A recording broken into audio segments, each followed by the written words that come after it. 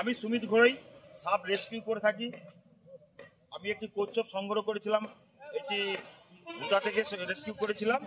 এই কচ্ছপটিকে আমি এই জলাশয়ে ছেড়ে দিচ্ছি। দেখতেই পাচ্ছেন কচ্ছপকে বাঁচিয়ে রাখার প্রয়োজনীয়তা আছে, কারণ কচ্ছপ প্রায় লুপ্ত প্রায় হয়ে যাচ্ছে। এই জন্য এই বৃহৎ আকার কচ্ছপটি আমি এই জলাশয়ে ছেড়ে দিচ্ছি। আপনারা দেখতে থাকুন।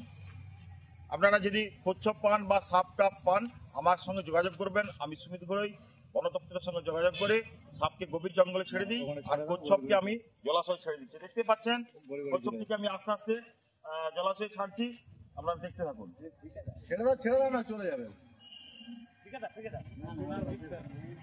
দেখতে থাকুন, দেখতে থাকুন।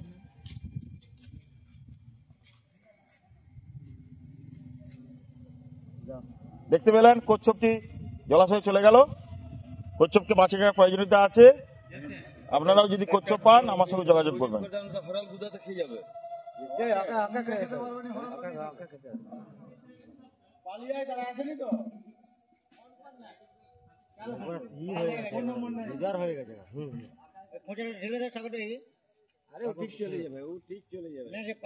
হাত দিয়ে ঠেলে দিব কি নিচে নামে? পায়ে লগগুলা জড়িয়ে গেছে। ঠেলে দে, হ্যাঁ ছেড়ে যে যখন ঠেলে দে। না না দড়িটা ফেসে গেছে, দড়িটা আটকে গেছে, দড়িটা আটকে গেছে, দড়িটা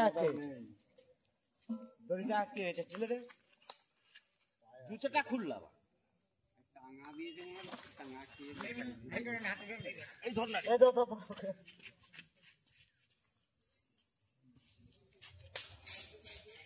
ঠিক আছে তো? ভিডিও করে দেবেন।